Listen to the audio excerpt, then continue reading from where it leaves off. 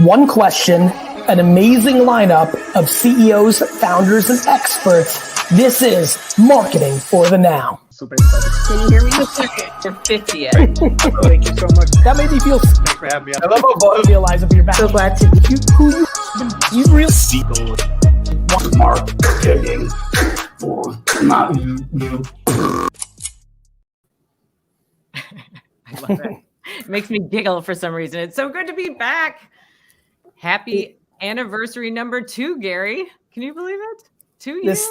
This show has been a lot of fun. I've been getting a lot of emails lately from people who have started marketing careers because of this show. Like literally, think about that. That's amazing. Yeah. People have gotten jobs. People have implemented one sentence from a CMO that's been on the show into their career and their business, and it's changed things. So this show has had a big impact. I'm really proud of it. And thank you for the partnership in it. And I'm excited about a new episode. Yeah, no, big shout out to our community. It only makes sense that we'd actually talk about community and the superpower today.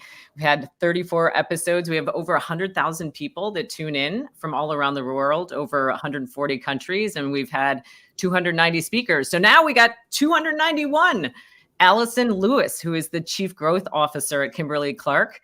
She hails from J&J, Coca-Cola, and Kraft Foods before, and she leads some pretty legendary brands, including Huggies, Kotex, Kleenex, Depend, and Cottonelle. Alison, come on up. Thanks for joining us. Oh, it's great to be here. Number 291 sounds very lucky. Alison, how have you been? I've been great, Gary. You know, getting back to a little traveling. I think I see you're in the office. So I think things are getting back to a little more normalcy, although it felt like it, but it feels like there's been a spike. It felt like it, but it feels like there's a spike again, and like it's just a battle. But because we have so little time, let's get into this. You know, for anybody just heard, like, yes. Just so everybody who's watching, when I started Vayner 13 years ago, I was like, all right, I'm in this world now. Like, what's the lay of the land? And, you know, just to give some roses for you while you're on here publicly in front of everybody, like, I heard your name multiple times. They're like, there's this powerhouse marketer and names. I'm like, oh, I remember vividly when I met you at J&J. And so, you know, J&J, Coca-Cola, Kimberly-Clark now, tons of iconic brands. When you hear community, the secret superpower, like when you think about community, I think, you know, it's really fun and altruistic to think about when you're a normal human being and you're not running a big company. And it's like, yeah, why wouldn't you just do what the community wants? It's not that easy. Back to like that old saying from the auto industry, if I gave the customers what they want, they would have wanted a faster horse. I had to invent a car. So there's a balance. It's like parenting. You can't do everything the kids want. But when you think about community in this environment, 2023 looming, what stands out, and what do you think big companies need to do to harness it better? And what do some of the small entrepreneurs that are watching here, what are they doing well, and what should they continue to do well?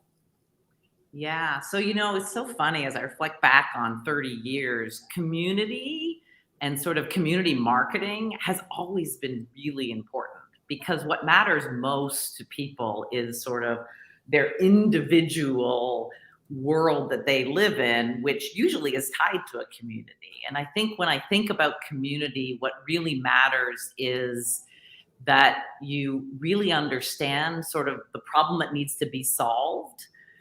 Because often, again, to tap into a community, you have to tap into individuals and get individual insight. And it's often very local.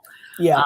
And very small historically, right? But now we're at a point where sort of tapping into that individual problem to be solved, recognizing that it's a broader problem across a collective. And then, Gary, I think the power we have today is sort of how do you scale that community over still protecting the localness of it. But that's where you get real power, because that's where you get real energy and you get real impact. What's hard for big, you know, again, I think you can give such an insight here. What's hard for big companies around doing things that are more localized? Is it just because they're so big? It's the cliche analogy of like, it's a big, you know, cruise line versus a little motor brake. And it just, when you make a decision, it does take a long time for it to determine. Is it as simple as that?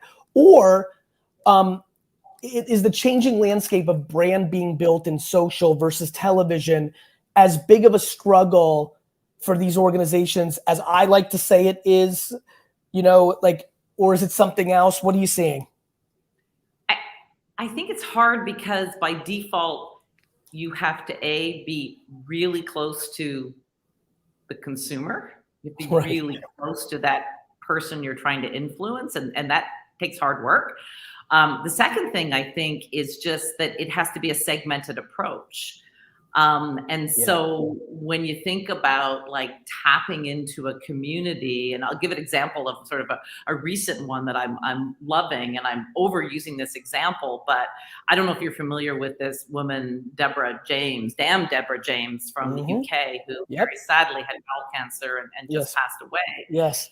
But, she became known as Bowel Babe influencer, and she's a great example of garnering and building a community that normalizes something, which is the check your poop, right? Because she realizes how important that is. And if you could do one more, if you could save one more life, it's so important. But she rallied this community behind her cause of early detection of bowel cancer, raised a ton of money, got everyone sort of thinking differently and normalizing something that was never talked about, making a difference in the world. So I think that's a great example of sort of the scaling piece, but also a very segmented and unique, problem to be solved.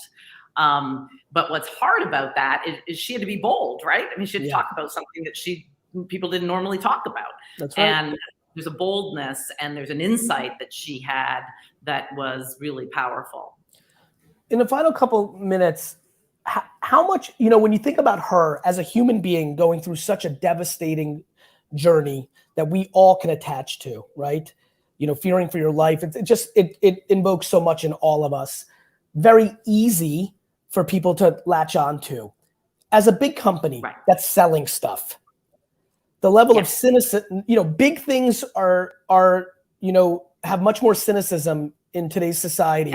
Government, brands, platforms, right? Look what the social platforms are going through.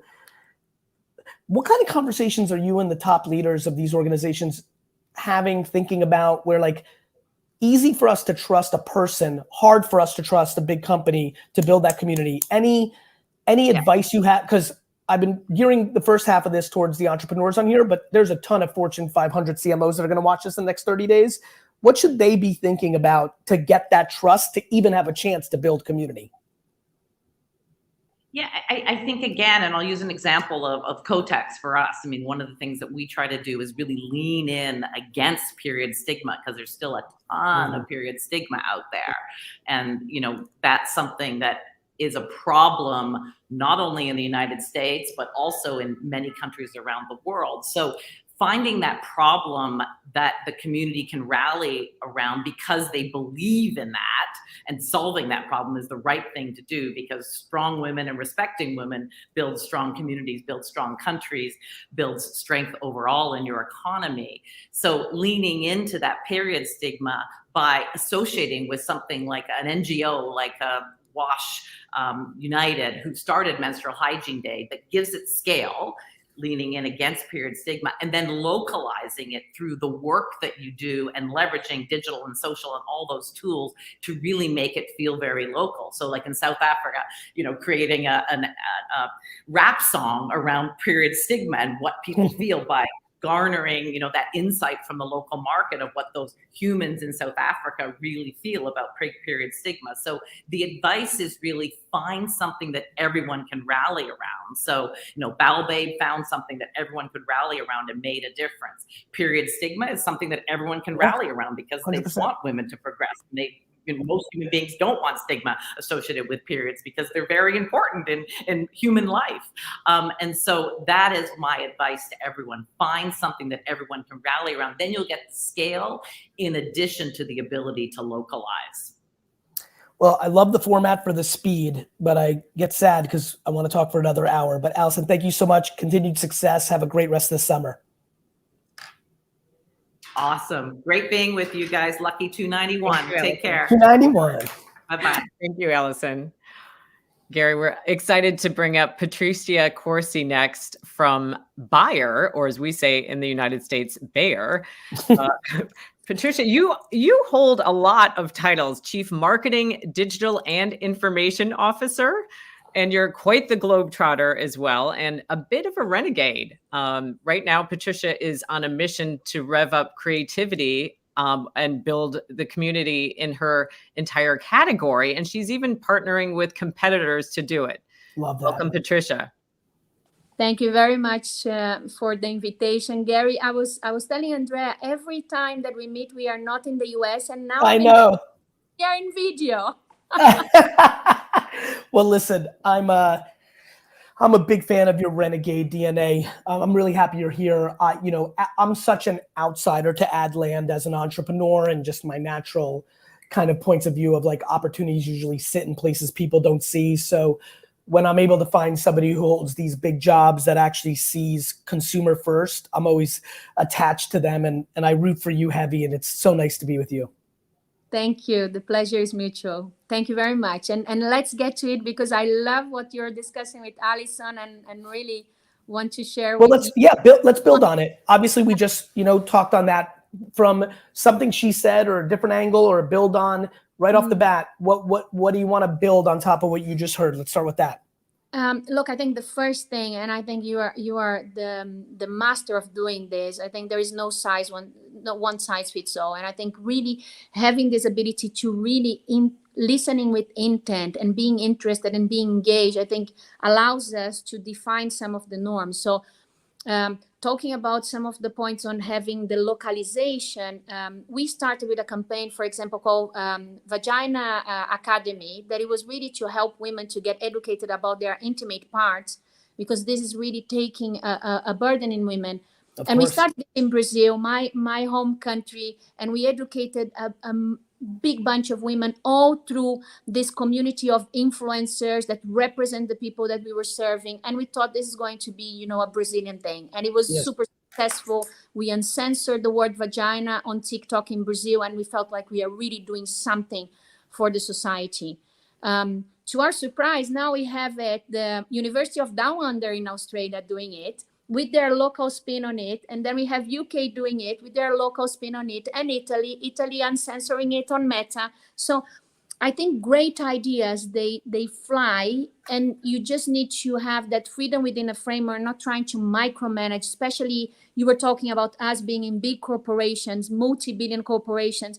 And sometimes from the ivory tower, you're trying to micromanage people that are really listening to the folks. The consumer.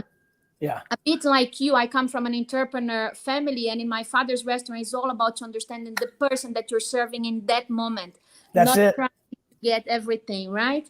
So that is one thing that I wanted to share based on that discussion. The other is a different one that I think is the role that big corporations have to step up to the plate, and on this mission really to help people to take better care of their health. I'm 200% committed, and I think about the younger people that think they're invincible, they're not taking care of their health.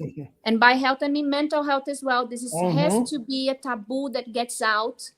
Mental health, physical health, emotional health. We are partnering with the communities of gamers. I have a 14-year-old son. Lorenzo is going to watch this. Lorenzo. And we partner with gaming, Free Fly, because how do we teach people, young generation, that they need to defend their immune system to be protected? What is a better way than they know in the video game that they have to defend themselves? Yes. So we work with the community of players, and the response is amazing. We had gamers that kept talking about our brands and what we were doing much after the sponsorship stopped. So these are the small things that sometimes we get hooked to say, oh no, but this, it doesn't fit this mold, or it doesn't fit this mold, especially in big corporations. But I am a big proponent of big ideas, and I know you're super fan because you're all about big ideas that we make an impact, right? So I spoke already too much. Go for it. No, you were amazing. That's why I stay quiet when I hear amazing things. Let's talk about. Let's go very nerdy. Most of this has been for everybody. By the way, I'm seeing all of you on Facebook, on LinkedIn, on YouTube. I see your comments. You see my eye looking at it. Christian BL, I see that you want a job. It's VaynerX.com. You can fill it out there. But this one, I'm going to go very inside baseball because Marketing for Now is watched by so many marketers around the world. I'm going to go very nerdy B2B. With what is needed let me help my competitors for a minute. The big agencies, the agencies of the world, they're getting caught right now because, if you look at the Netflix earnings yesterday, like they've got anybody who's watching this that thinks network television is around, let alone commercials on network television shows in 5 to 10 years is out of their mind. Absolutely. Everything that I watched from you from afar and then listening to your first 5 minutes here, what should the partners that are helping Fortune 500 companies be doing to be prepared to be able to actually help them? Because the concept of hiring very expensive people to just sit in a room and come up with an idea for a television commercial, I know that you and all your competitors are still spending that way, but it's just a matter of time at this point. What should they be thinking about? Let's help some agency owners have a chance to be successful in the future. What should they be thinking about? The first thing I think is you have this mindset that you and I have, that is, I want my competitors to be giants in terms, because I want to be better than giants. I don't want to compete with people that are mediocre. So I want my competitors to push me to take to the next level. It's not fun to compete with people that you don't admire, respect, and you think that, I like that a lot. So as Andrea was saying, I invited one of my competitors to a panel at Cannes to talk about how do we transform the industry, because this is the point on community and collaboration. Yeah. And I think the big agencies, and I see at least in the ones that partner with us, that this mindset has disappeared because it's part of our mentality. Now they have a group where they all have dinner together and they meet together because we have one goal. And when they come to me and said, no, but I have this idea and the other one doesn't like, I said, you go back and you solve it.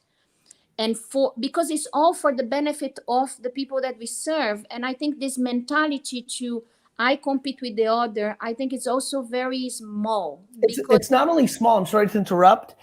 It's not understanding that the world is abundant.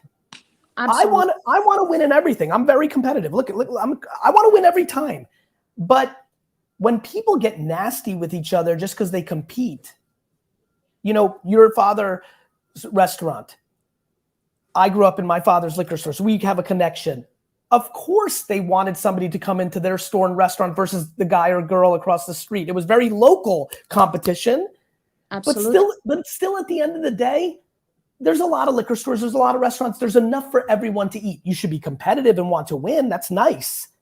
But not become nasty, with agencies, all the interagency politics just to get a little more scope. It makes it terrible for you, the client, because you're spending all your time managing people's feelings instead of doing great work.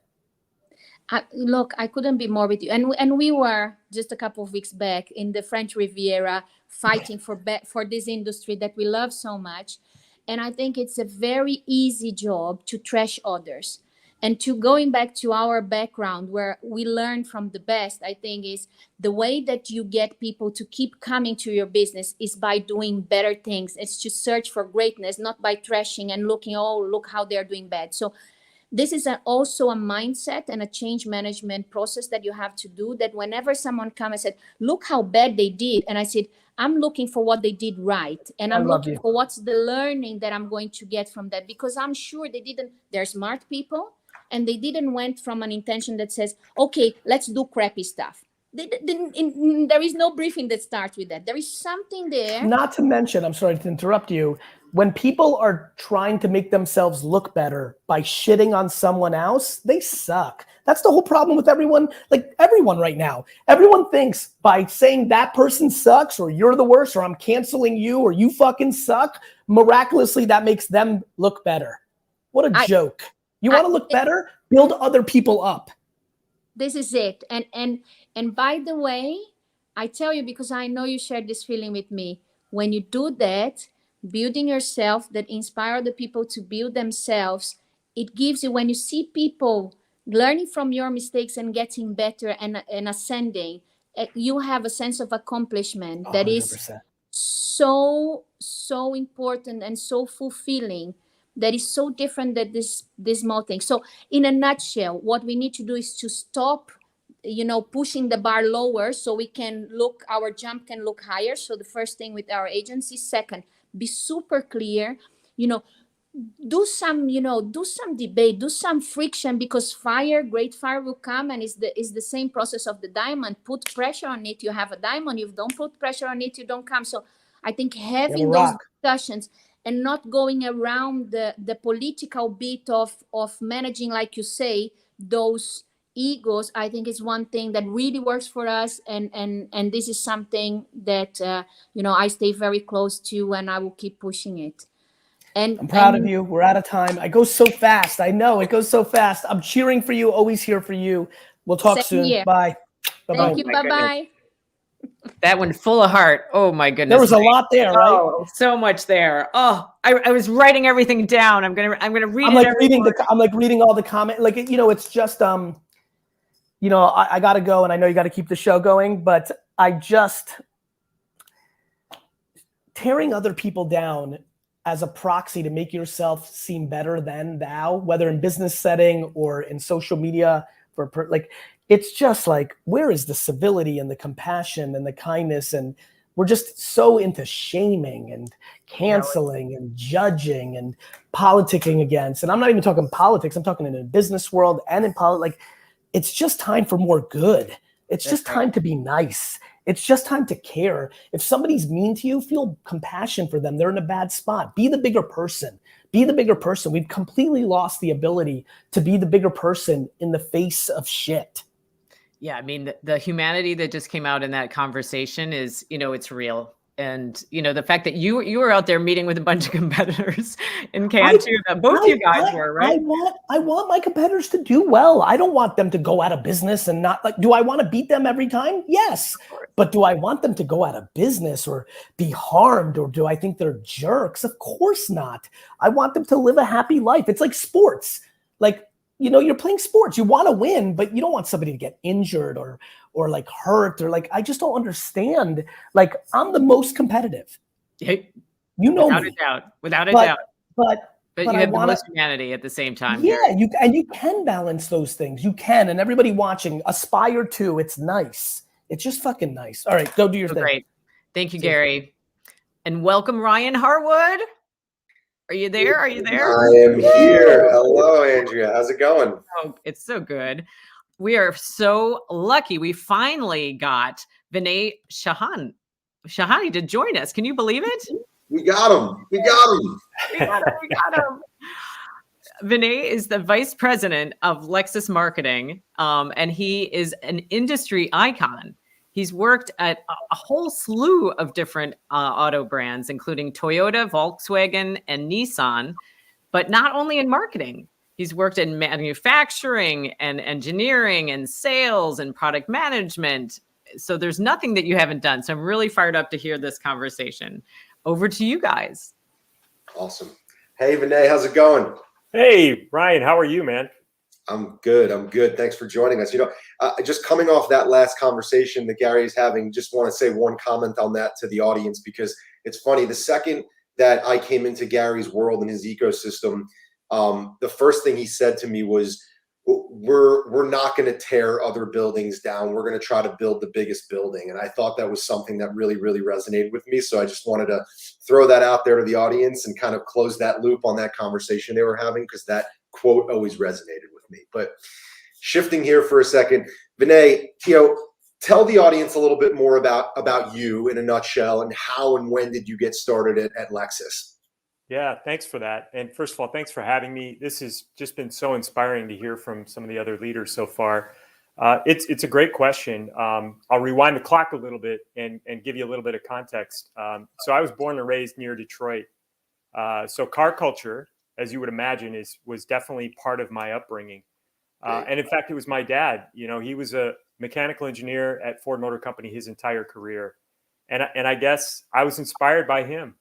Between my dad and the Ford Mustang and the Porsche 911, I was a car guy at a very early age. And I'll never forget, Ryan, I think it was 1990, one of my dad's colleagues brought his wife's Lexus LS 400 over to our house. That was Lexus's first ever product. They were launched in 1989. Wow. And like I did with all of our family friends, I grabbed the keys, I went and looked at the car, and I just couldn't believe what a fantastic car it was. And I ended up getting an engineering degree after that. And 6 years after first experiencing that Lexus, one of my first jobs in the industry was to benchmark the LS400. Bought one, drove it all over the place, tested everything, tore it down. And it was all about seeing how did they do it? How did they disrupt the industry back then? And I've held the brand in high esteem ever since then. Fast forward, got a lot of technical roles, developed an affinity for the commercial side of the business, ended up going back to school, got my MBA, joined Nissan, worked all across the value chain, ended up in marketing, got poached to go be the CMO at VW, ended up hitting a little bit of a rough spot during their Dieselgate crisis. But that was a tremendous learning opportunity, and it gave me the license to have conversations with other leaders, one of whom was Jack Hollis, who was the CMO of Toyota at the time.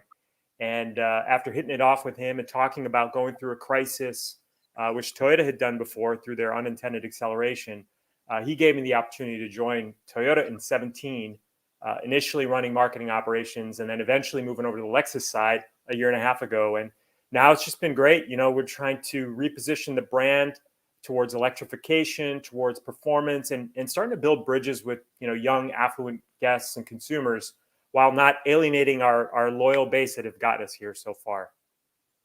I love it. I love it. I recently saw the Lexus LC, and it is a gorgeous vehicle. Really, really. Yeah, heavy. you know, the LC is a fantastic product, and you know, there's an opportunity there that, you know, historically speaking, Lexus has been known for quality, durability, and reliability. You know, and even though we've had performance vehicles in the lineup, like the LC 500, like the IS 500, the RCF, we don't always get a lot of credibility for that or credit for developing those performance vehicles. So that's been one of my missions, is to make sure that those halo vehicles create more excitement around the brand. And we have a lot of specific initiatives that are aimed towards the community to fire them up as a base, which help us get the word out on that, you know, those important vehicles in the lineup. So we're in a post-ish pandemic world here. You know, it's a very interesting time. What are you seeing in terms of changes in consumer behavior and how that impacts your approach to community building for the Lexus brand? Yeah, you know, the community's everything to us. You know, as we've heard from the other speakers, you know, at the core of our community are Lexus loyalists, many of whom own Lexus vehicles, some of whom don't. You know, they're young people who love the brand. Yeah. They can't afford to buy a car yet, but we want to foster that and fan that flame. But what we found is these people at the core are so impactful in driving word of mouth, affinity for the brand, and also driving demand these days. You know, they're the center of their circles. They provide advice to their families and friends. So we obviously want to take care of them, and we want to really get them excited about the brand. But, you know, you look around today, I don't think there's any industry that wouldn't say that there's crazy shit happening all around us. You know, Yep. Demand is sky high right now for our products. Yep. But it's also way higher than the capacity of what we can actually build. So there's, you know, some good and bad associated with that. You know, but one thing that we've seen is there's a very strong demand from our guests, our consumers, our core community to get out there and experience things. They're tired of staying home. They're out and about doing things, and very fortunate to be able to kind of take that inspiration and do things differently. I think one good example, we'll go in the performance category since you brought up the LC 500. Yep. You know, we do this thing called the Lexus Performance Driving School. It's where we take consumers and we teach them how to race a car, whether it's drifting, whether it's on an autocross track. You know, we've got Scott Pruitt, Townsend Bell, two of our race car drivers that help teach these classes. And, you know, we get these rave reviews. The thing's sold out every single time. But one of the things that we felt would be important was to reward some of these members of our community with something special to commemorate the experience. So we interrogated the data from the car to get speed and G-force and all sorts of cool metrics. And we created a unique NFT for each of the participants. that commemorates how they performed on the track, but combined it with really cool images of the track, dynamic footage of taking an aggressive turn. And this is something that just, we don't have to do this. We don't charge any money for that. But this is about rewarding the community, and we see them become even stronger advocates of the Lexus brand, which is obviously what we're trying to do. Yeah, that's awesome. Well, I could talk to you for so much longer. This goes so quick, it's absurd. I have like 5 more questions I want to go, but I am going to do my patented speed round with you because I want everyone to get to know Vinay. So I'm going 4 questions quick, all right? Vanilla or chocolate? Oh, definitely chocolate. No question. 50s or 60s music? Man, I'm a big Rolling Stones fan and a Doors fan, so I got to say 60s on that. Okay. Adam Sandler or Will Ferrell movies? Oh, one word, Elf. Will Ferrell all day long. And last, Italian or Mediterranean food? Well, I grew up in Dearborn, Michigan, which is really, really big on Mediterranean food, so I got to go Mediterranean. There we go. Vinay, thank you so much for joining us. We really appreciate the time, and we'll see you soon. Sounds great. Thanks for the time. Great to see you both. Thanks, Vinay. All right, Ryan. Next up, we've got Billy Lagor, who's joining us, Senior Vice President of Brand Management for the Wines and Spirits Division of Constellation Brands. Billy leads a yummy portfolio. I'm going to let him list off the long list. It's making me thirsty, that's for sure. He also has a passion for building winning cultures and brands, driving innovation and transforming organizations. Welcome, Billy. Thank you for having me. Hey, Ryan, how are you? Really? Great. Yourself? Good. Good to see you. Thanks for joining us today. Happy to be here. All right, let's jump right in because these do go way too fast. So, we obviously have gotten to know each other over the last year or so. I know you spent about 15 years at Hasbro, toy and games company. What's the biggest surprise as you've entered the wine and spirit space at Constellation? Yeah, no, it's a great one. I think what the 2 companies have in common is they're both passion oriented. People love the brands. People want to engage in the brands. I think the difference, particularly in the wine category, is you have so much engagement and passion over this, but it's the hardest category to shop, right? You go in there and you look at a wine aisle, and I love wine, and I work here now, and I look at half of these things, and I don't know what they are. Right. And even, being called the Cabernet Sauvignon, that doesn't mean the same thing everywhere. So, to me, the big difference is navigation of this category. It's just hard. And it's puts a lot of effort on us to try to simplify it and hopefully have people choose our brands, but really help people understand the category. Absolutely. It makes a lot of sense. I love wine, and I still have difficulty navigating the category a lot because, like you said, there's just a lot of nuance to it. So you joined at a very interesting time, right? There were some hints that we're transitioning back into this post-pandemic world. I'm curious, what are you seeing in terms of changes in consumer behavior, and how has that impacted your approach to community building for all the various wine brands? Yeah, that's a great one. I mean, I think some of the changes, the past few years, and it's, between the pandemic and just a very, divisive political environment, I think some of the big trends we're seeing, one is folks are really doubling down on having great experiences, right? And it really has become far more than we've ever seen, a quality over quantity type of environment, right? So really showing folks why this is the best choice to give you that best experience. I think the other thing is as a brand, and I think some of this is due to just the lack of faith in, other institutions. Brands are expected to take stands on issues they weren't before, right? I mean, everyone talks about the example with Disney and Don't Say Gay, right? Here's a brand that never had to get involved, but now if I love Disney, you need to show that you accept me and my partner, and so I need to see your statement, right? And I think we're seeing the role that brands need to take, whether it's Roe versus Wade or whatever's happening. Brands now need to stand for something that really dives into their consumers' lives and show that their values are shared in a way that has never really been the case before. Yeah, that's really great point. And it's challenging for brands to do that, particularly because, you might have multiple different views at the tippy top of companies. So that's a really interesting point. And what about internally? Like, how are you personally modeling or creating the community you're trying to create with your staff? Yeah, and again, I think as the workplace, as just the work model has blown up, right? Many people don't go into the office. You have people in 3 or 4 days a week, people who have never been in the office. I started here where there wasn't an office open yet. And I think that, the key things for me is, I think it's things that we need to be good leaders and even good brand builders, which is first is empathy and understanding. And if you think about, we're talking to people now, and you could be in your home and there's your child running around. That's a different kind of empathy and connection that we need to understand and respect, and have flexibility with that. I think it really forces us to go on those kind of emotional side of the skill block and make sure we understand the situation that folks are in. The other thing, though, is I think as leaders, which I think is a positive, is because if you think about, we've stripped out the commonality of everyone goes into work, goes into the same meetings, does the same things.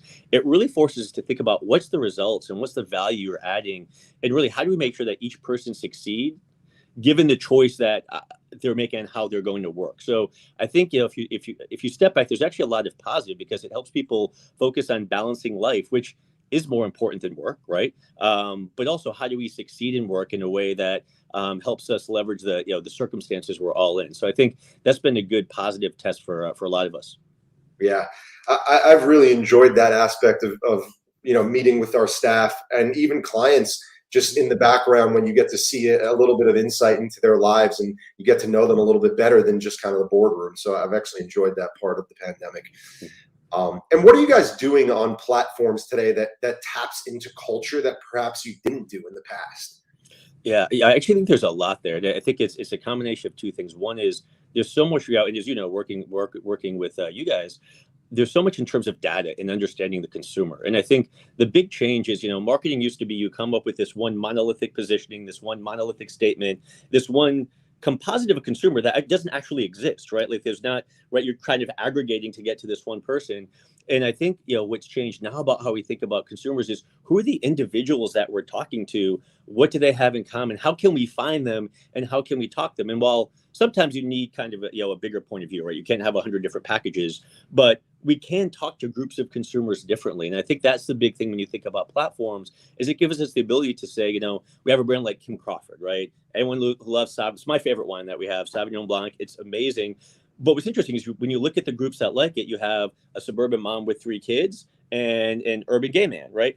Those are really different groups. We can't talk to them the same way, even though they may love the product and maybe even love it for the same way. And I think where the platforms come in is, we say, it gives us the chance to, how do we build relationships with very different groups with messaging that stays core to who the brand is, but also respects the fact that we're talking to different people. So that to me has been the biggest shift, because it really lets us really build relationships and not try to find this kind of mythical composite of a consumer person that doesn't exist anyway. Yeah. The days of creating one vanilla message to reach and resonate with everybody are long gone. So that makes a lot of sense. Mm-hmm.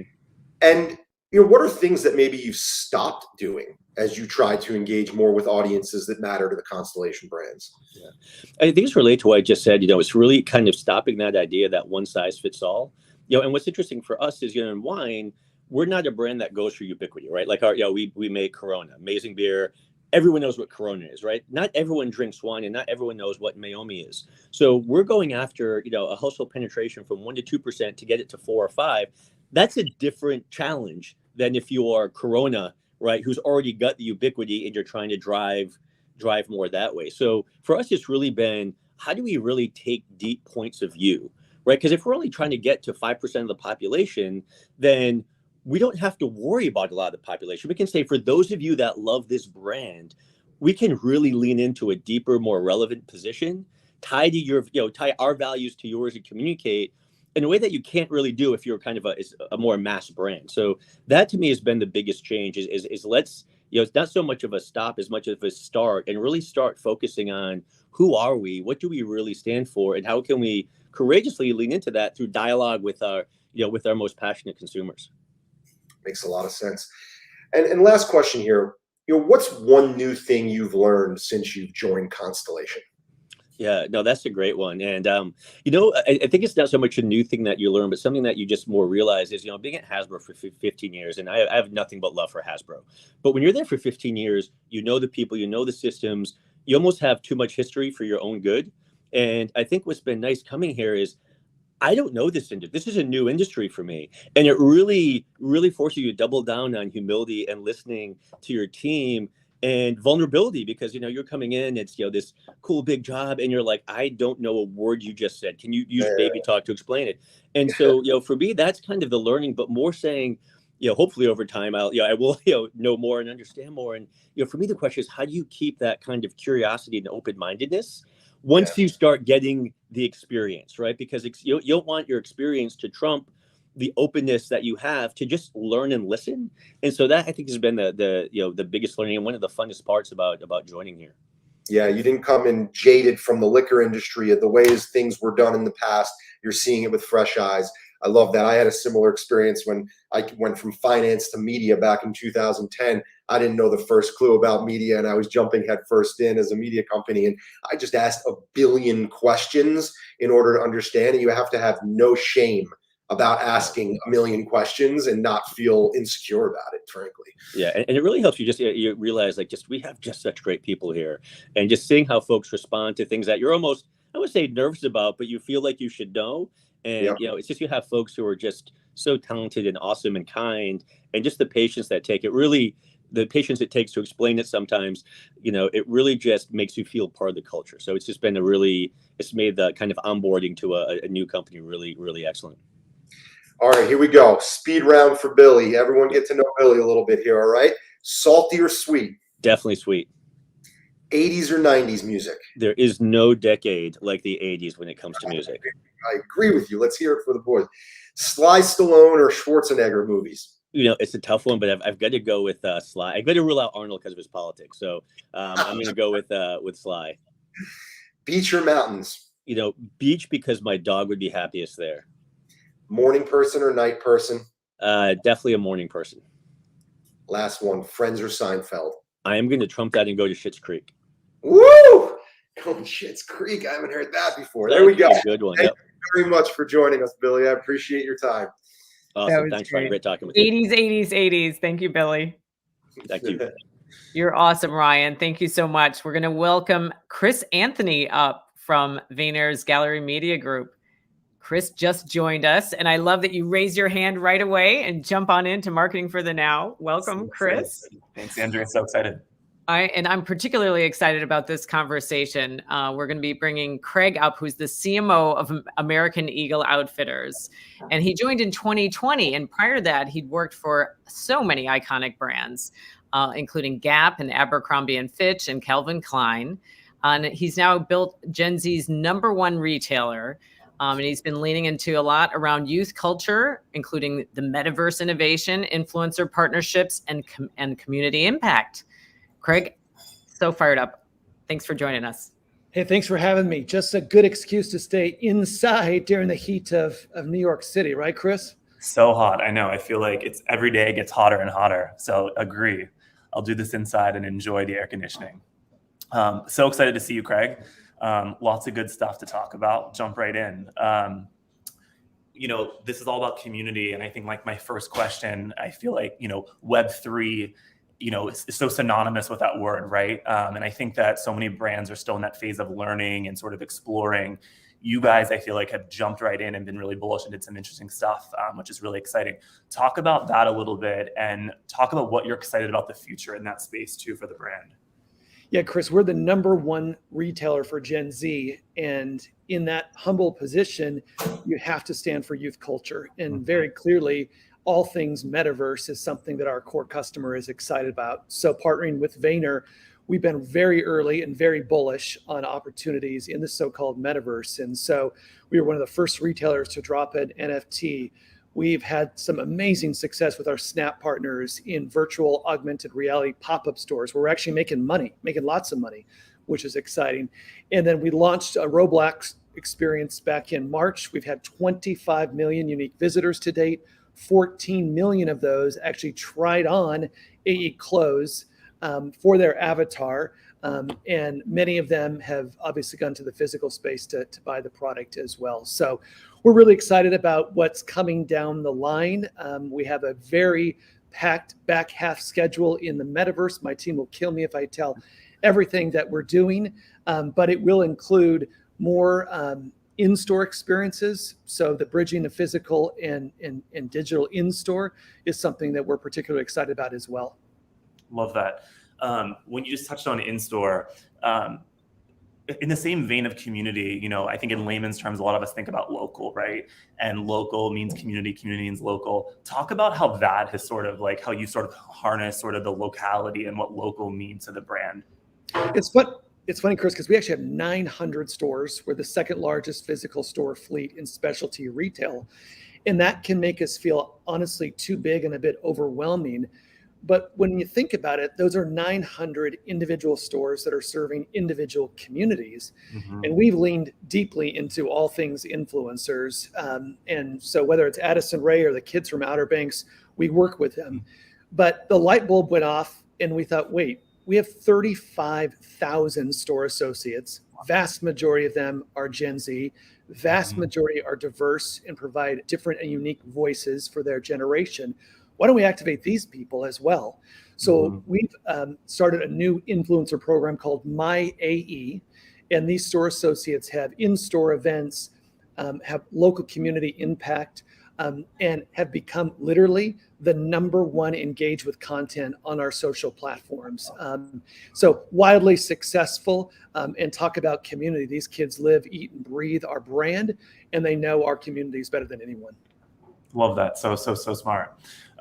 You said something about like this generation, which is such an incredible customer for you guys and always has been. And I think this generation even more so cares about the future and sort of being on the right side of history. There's obviously a lot going on in the world, and kind of it's a more complicated world growing up today.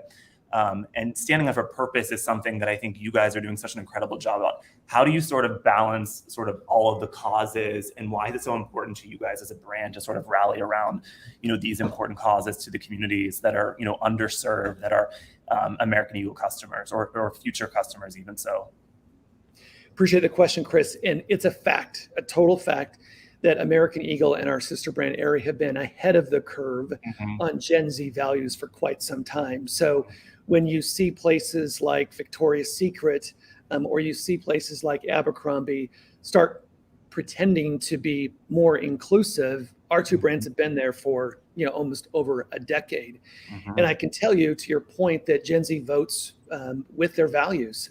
And we're really pleased that we have a panel of 2,000 AE customers aged 15 to 25 that we can ask any question on any day at any time, and we do. That could be advertising related, but it certainly is values related as well. And that feedback gives us an opportunity to focus our energy behind the core causes for Gen Z. And in this pandemic, they've spoken very loudly. Mental health, the biggest challenge out there. Continuing to make progress in terms of more planet positive goods. We've certainly made progress on that. Social justice, an important opportunity as well. So it's so important to listen to the customer, and so important to hear from Gen Z directly. Yeah, so important, and love the work you guys are doing, which is pretty incredible. You touched on this a little bit about TikTok and some of the platforms, and some of the work you guys have done really early on in the platform, and sort of finding like the right talent and building really great relationships. How do you think about, you know, your own TikTok presence versus what you guys are doing in the paid space, and how you're sort of harnessing the insights and like that community and using that as a whole new marketing channel because of just the power of what TikTok has become? It's funny, Chris, because I actually have had to unlearn everything that I did learn as a head of marketing. You know, as you kindly mentioned in the intro, you know, I kind of grew up with big lifestyle brands like Calvin, like Abercrombie, which were very high touch, high command, high control. Well, that ain't cool anymore. And so that's especially true in TikTok. And what we have found that anytime we try to put out brand content on TikTok, quite honestly, anytime we do our homework and we find the right influencers to accelerate our messaging, it kills it. And so we continue to do that. And I love the fact that our team has developed a tops down, bottoms up strategy on that platform. And so again, we work with some of the biggest names out there, but just as important are these micro influencer kids that are just becoming to be more and more popular. Our back to school campaign launches next week. It's the Super Bowl for us.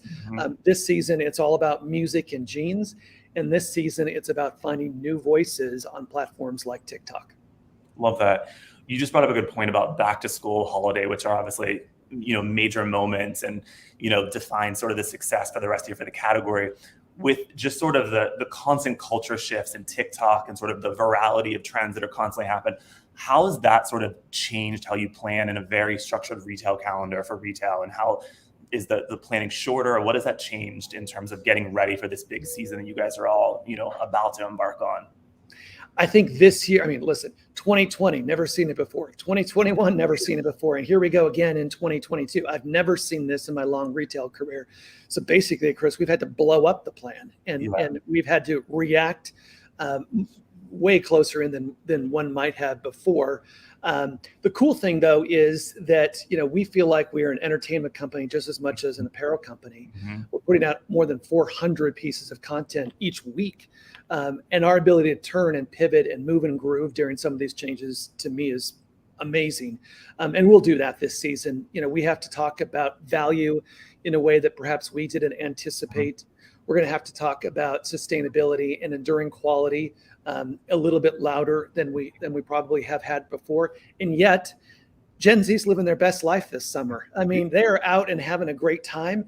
And so this is not a downer at all. This is going to be a very optimistic approach to this season as well. And we're pretty optimistic that back to school, American Eagle will be a strong winner and a strong performer during this season. Yeah, it sounds like an incredible work you guys put into it, some exciting ideas. So I'm sure it will be. You mentioned a few brands that you feel like were behind in some of the curve when it came to inclusivity, things like that. What are some brands, maybe not even in the category of retail, that you feel like you admire of what they're doing right now? Wow, that is a great question. I want to stay out of the apparel category because I don't want to give any of those friends, heads up that we're watching. We're watching you. I think the previous speaker from Constellation brought up a really good point. I think that all of us are navigating a new normal where brands are asked to get involved in social commentary of the day. Mm-hmm. And what I really appreciate is when a brand is authentic in doing that, not performative, not checking a box. And so I think any brand that comes into a conversation feeling authentic, feeling transparent, and being a little bit vulnerable is winning with the customer out there. Obviously, we just went through, Supreme Court, big ruling.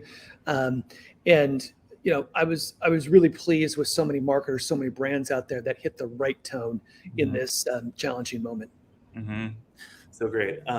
Another question, kind of shifting gears a little bit, like we talked a lot about sort of how you're engaging the consumers. What does sort of community mean to you in your marketing org and your team? Like, how do you sort of foster that environment? It sounds like you guys are doing incredible work externally. What does that look like internally, even outside of sort of like the local influencer store team, like within your own team? The cool thing is I work with the best damn team in retail marketing, bar none. But it's weird. As you mentioned at the top, I joined in July of 2020, height of the pandemic. Right. I onboarded through a screen. And I ain't good at everything, but I do think I'm good at building relationships with people, especially in the real world. But we've all gotten used to this hybrid work. And I think this has allowed people to merge personal and professional like never before. And when I talk to our associates, they do want to be in office every few days, and they do want to connect. And I'm in a business where you want to look, touch, and feel and be inspired by product. Having said that, I've got a lot of working moms. I've got baseball coach dads. I've got people with other varied interests. And the way that we're fostering the community is we're not going to command and control from the top. If you are you giving it, you're bringing it, and you're supporting our brand and our business, I don't really care where you do it from. So I think that that's fostered a new way of community for our internal team. Awesome. We're almost out of time. One last question, a fun one. Back to school season upon us. What are the must-have that we need to get from the brand as we're doing shopping for back to school season? Listen, we're the number one selling jeans for women of all ages, and we have about 25% market share for Gen Z in both genders. So it's jeans, jeans, and jeans. For her, you've probably seen it out and about. It's baggy and wide leg, huddling at the bottom. That's hot. For our guy, He's also becoming a little bit more confident, and he's kind of going OG straight. So that is fun. We're kind of at the tail end of 90s from a tops perspective. So Y2K is coming up. And Chris, as I just mentioned, in all the doom and gloom that all of us are experiencing, somehow Gen Z is leaning towards the glass half full. Bright, optimistic color is something that we're seeing in the marketplace for back to school as well. Yeah, love that. Yeah, I feel like if we can harness that positivity in that generation and all take it in, maybe the world will be a better place every single day. I'm with you. Fingers crossed. Yeah, awesome. This was super great. And congrats on all the amazing work, and rooting for you for holiday and back to school. Sounds like a ton of amazing stuff ahead. Appreciate it, Chris. And hey, congratulations. That was your first Vayner combo here. Hope we did it. Hope we did okay. He did it, and you did a great job too, Craig. Thanks for all those tips. I wrote them all down. I'm heading Awesome. back to school all the way. Exactly. Thanks to you both. Thank you. Thanks, Craig. Thanks, Andrew. Next, we're going to welcome up VaynerMedia's Chief Diversity Officer, Vanessa Vining. Hi, how are you? I am so good. I'm so glad that you could join us. I believe you're in London. Are you not still? I am, but I had the opportunity, couldn't miss it. I didn't care where I was on the globe. You are the best. You are the best. Yeah, the London office is growing by leaps and bounds, and very exciting that you could join the festivities. Is it still like painfully hot there? No, the temperature is much more manageable now. Excellent. Okay, that's what we want to hear. Well, we're going to have a hot conversation today because we've got Sam Saperstein joining us from JPMorgan Chase, and she does some pretty unbelievable things. She runs something called the Women on the Move. And I actually met Sam in Davos, where she was talking quite a bit about the program. She's going to fill you in on all the details, but it's a big, bold mission, and it's making a huge difference out in the world. So excited to have you both join in conversation. Welcome, Sam. Thank you. It's great to see you both. Thank you. Vanessa. First, I want to say it's such a pleasure to meet you, Sam. And I personally appreciate all that you're doing to support and empower women in your work. So thank you for being with us today. In your role as the head of Women on the Move at Chase, how do you view the community as a superpower, and what does that mean to you? I think community is everything. We probably relearned this lesson in COVID. When we couldn't see people and be with them, it really took away from our day-to-day, our mental health, and everything. So for us, as a very broad community of women, it's really the source of what drives us, what gives us our strength. And when I really think about what is at the heart of community, to me, it's these bonds that sometimes you have with people you don't even know personally. And I'll give you an example of when this really came to light for me. So we launched Women on the Move 4 years ago. It was the first time we had a dedicated group for women globally, where we were going to look at things for women inside and outside of the firm. And so we put out a memo across the whole firm, emailed everyone globally. And I can't tell you the number of emails I got from people all over the world, people I did not even know, saying, we're so excited. This is such a source of pride. And then they would always end with, how can I help you? And I got this from a lot of women, but also a lot of men. And when those folks all came out to sort of wish me well and join the cause, I knew we were really onto something. So to me, community is that influence and almost that invisible hand that's sometimes out there when you don't even know it. And I think for me personally, too, if I thought about my own personal communities, I have a very broad community now of Women on the Move volunteers. We have tens of thousands of women around the company that have signed up just to be a member of this. But then closer to home, I obviously have more personal communities of smaller groups, maybe they're coworkers that I spend time with, or professional organizations. So I think everyone can have different levels of community, and you'll flex depending on when you need to tap that community for different things. Yes, I tell you, I am a big fan of everything that you do at Chase. I mean, you have all my money. I am a customer and have been for a long Thank time. you. So it just makes me feel more confident that my money and my commitment is in the right place when I hear about programs like what you're doing at Chase for women. And I agree with you, there's been a massive movement to support women. Different organizations have stepped up, like Chief, for example, having over 10,000 women in leadership and all the things that they do. The next question I have for you is, from a professional standpoint, how do you see women show up for each other in this time? Yeah. So, sometimes I still get the question, are women really helping each other, or are women still backstabbing each other? And I find that really to be a very disappointing question. I don't personally see that, and I haven't experienced that. My experience has been women have been fantastic for me. I've had great women bosses. I was hired by two fantastic women into JPMorgan Chase. And so I've had the benefit of really learning from terrific leaders. But broader than that, I do see through this volunteer group that I mentioned, our business resource group, it has, again, over 50,000 members in it. They are showing up every day to do work on behalf of their local teams, their markets, and nobody's paying them to do this. It's not their full-time job. They do it off the side of their desk in their spare time. That is passion at work right there. And often they will say, this is one of the best things I like about this job is being able to do this and meet other people. So it's just great that we have folks who are really coming out all the time. We sometimes ask a lot of this community. So we have at a time probably 2,000 to 3,000 people going through career development programs that we've established. But in order to make those work, we need volunteers to lead those discussions. I do not go out and hire an army of facilitators outside. I actually go out to our employee base and I ask for people to volunteer and have discussions with other employees here. And we've had hundreds of people devote substantial time to do this. So it's amazing. I see women coming out in all sorts of different ways all the time, every day, whether they're asked or whether they just come to us. They're always looking for ways to contribute. That is so important. Community resource groups, which is what we call them at Vayner, employee resource groups, business resource groups. I agree with you. More and more, these women are stepping up and supporting these groups and helping to shape, business. And so I appreciate that, that same movement is happening internally within your organization as well as ours.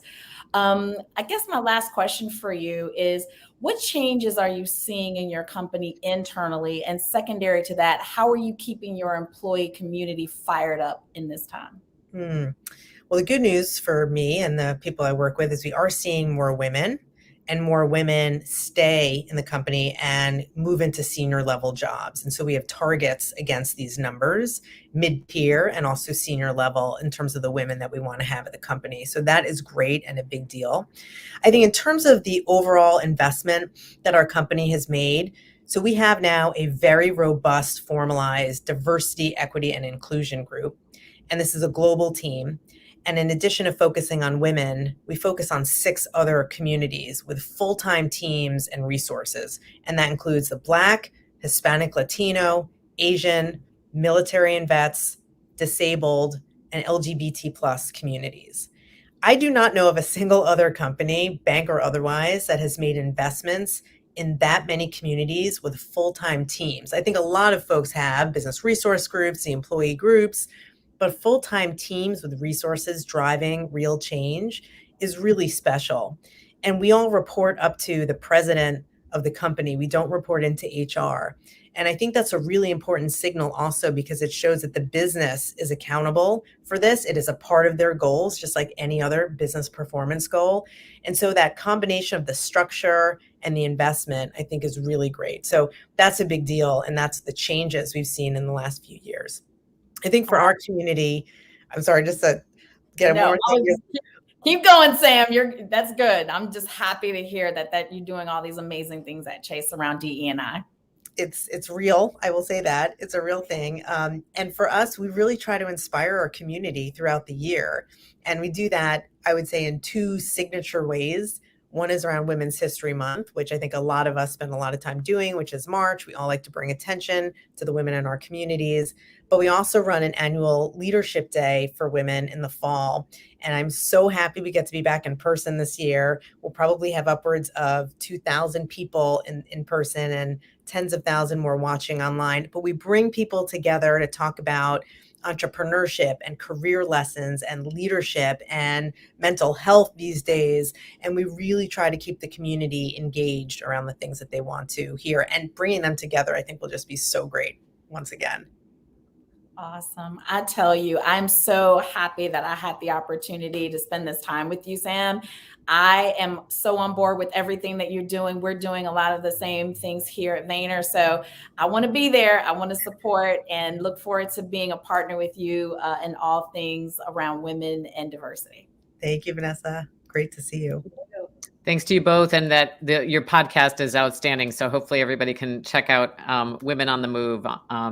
Check it out. I've really enjoyed all of those conversations that you've had. Thanks to you both for joining us today. Thank you. Here. And thanks to all of you for joining us on our second anniversary episode of Marketing for the Now. Please come on back on August 24th, 12 to 1 p.m. Eastern Time, where we will have a mystery episode. So we hope to see you soon. Take care. Bye-bye.